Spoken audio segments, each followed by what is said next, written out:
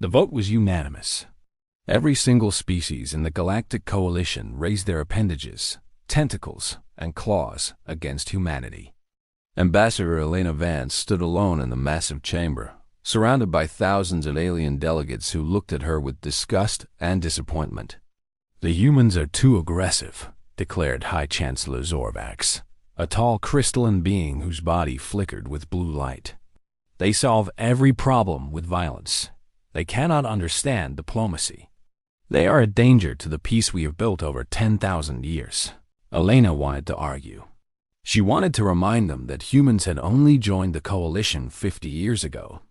She wanted to tell them that her people had changed so much in that short time, but she knew it would not matter. The decision was made. "You have 30 cycles to remove all human presence from coalition space," Zorvax continued.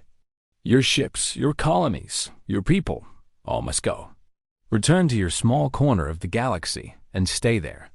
The coalition has spoken." Elena took a deep breath. Her hands were shaking, but she kept her voice steady. "We understand your decision. Humanity will leave. But remember this moment, Chancellor. Remember what you chose to do today." The aliens laughed. Some of them actually laughed. The Valkyrie, a species of tall insectoids, made clicking sounds that their translators rendered as amusement. The Duramathi, liquid beings contained in mechanical suits, bubbled with mockery. Elena walked out of the chamber with her head held high. Behind her, the celebration had already begun. 3 months later, every human was gone from coalition space. The colonies were abandoned. The trade routes were closed. The research stations went dark.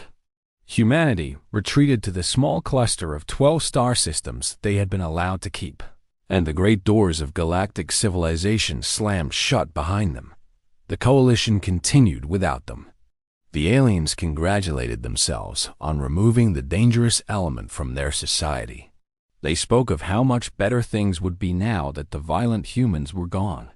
They predicted a new golden age of peace and prosperity. For 20 years, they were right. The coalition flourished. Trade increased. New species joined. Old conflicts faded away.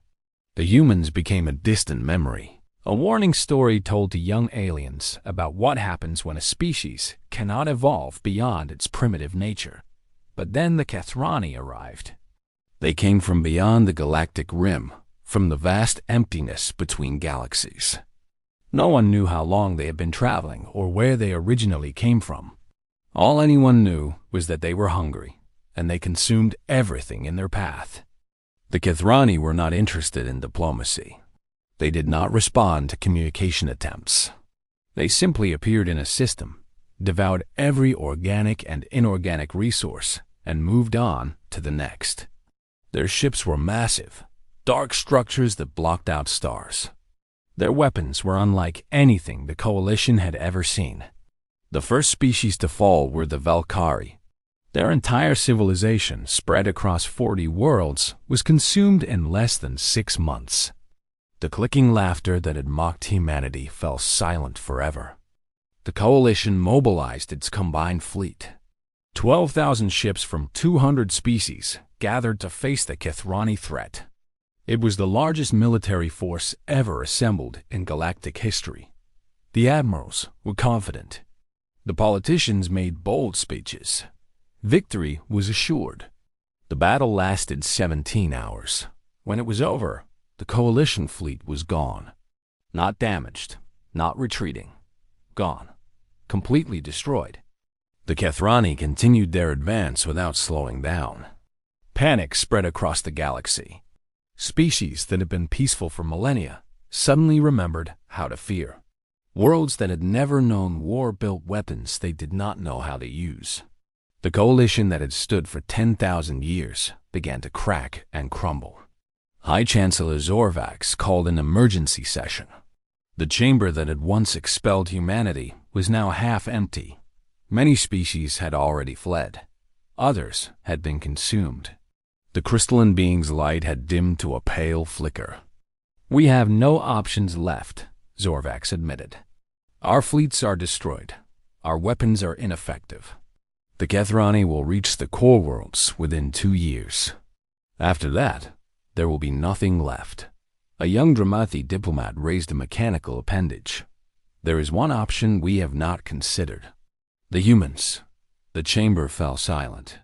The very words seemed to hang in the air like poison. The humans are primitive, an elderly Zorant protested. They were expelled for good reason. What could they possibly offer? They are warriors, the Dramathi replied. We mocked them for it. We expelled them for it. But now we face an enemy that cannot be reasoned with. Perhaps we need warriors. Zorvax considered this for a long moment. His pride burned. His principles screamed against it. But the alternative was extinction. Send an ambassador to human space, he finally said. Beg if you must. The diplomatic vessel approached Earth slowly, broadcasting peaceful intentions on every frequency. The humans did not attack, but they did not welcome the visitors either. The ship was directed to a station orbiting Mars and told to wait. Ambassador Threx of the Dramathi waited for 3 days before anyone came to speak with him. When the human delegation finally arrived, he was shocked by what he saw. Elena Vance, now older with gray in her hair, led the group. But behind her were officers in military uniforms and scientists carrying data tablets. They moved with a purpose and confidence that Threx had not expected. Ambassador Threx, Elena said calmly. I remember you. You were one of the delegates who voted for our expulsion. Threx's liquid body churned with embarrassment. Ambassador Vance. Yes, I was present at that session. I know why you have come, Elena interrupted. The Kethrani. We have been watching. Watching? Threx was confused. But human space is beyond Coalition sensors. How could you possibly? Elena smiled, but there was no warmth in it. 20 years is a long time, Ambassador. We did not spend it feeling sorry for ourselves. We spent it preparing. She activated a holographic display. What Threx saw made his containment suit tremble. Human ships, thousands of them, unlike anything the Coalition had ever designed. Weapons platforms orbiting every human world. Research stations scattered throughout their territory. And soldiers, so many soldiers. When you expelled us, you thought you were punishing us, Elena explained. In reality, you freed us. We no longer had to follow Coalition rules. We no longer had to limit our research. We no longer had to pretend to be something we were not. Threx struggled to process what he was seeing. You built all of this in 20 years? Humans work fast when we are motivated, Elena replied. And you motivated us very much. Then you will help us? Threx asked desperately. You will fight the Kethrani? Elena leaned back in her chair. That depends entirely on you, Ambassador. Why should we help the Coalition? You threw us out like garbage. You called us dangerous and primitive. You celebrated our departure. Because if you do not help, the Kethrani will eventually reach human space as well, Threx argued.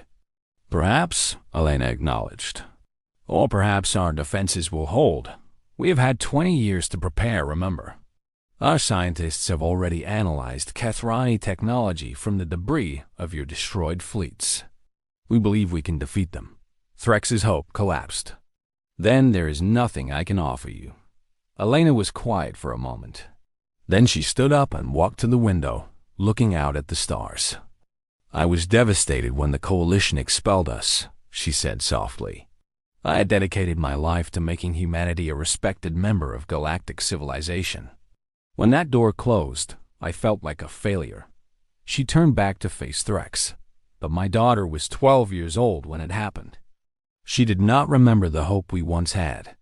She only knew that the galaxy had rejected us.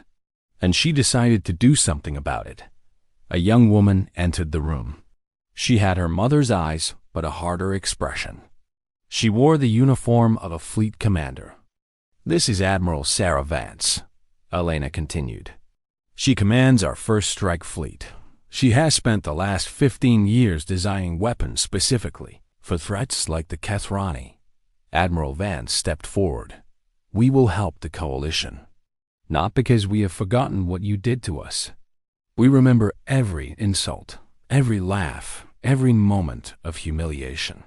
We will help because that is who humans are. When there is danger, we fight. When there is suffering, we help. Even when the one suffering did not deserve it, Threx did not know what to say. He had come expecting to negotiate, to bargain, to plead. He had not expected this. There will be conditions, Admiral Vance continued. Full membership in the coalition, permanent this time. Representation in all governing bodies. And an official apology from High Chancellor Zorvax, broadcast to every world in the galaxy. The Chancellor will never agree to. Threx began. Then the Chancellor can explain to his people why he let pride destroy their civilization, Admiral Vance interrupted. The choice is simple. Accept our terms or face the Kathrani alone. Threx transmitted the terms to Zorvax. The response came within hours. The Coalition accepted everything. 6 months later, the human First Strike Fleet engaged the Kathrani at the Battle of Valkyrie Prime.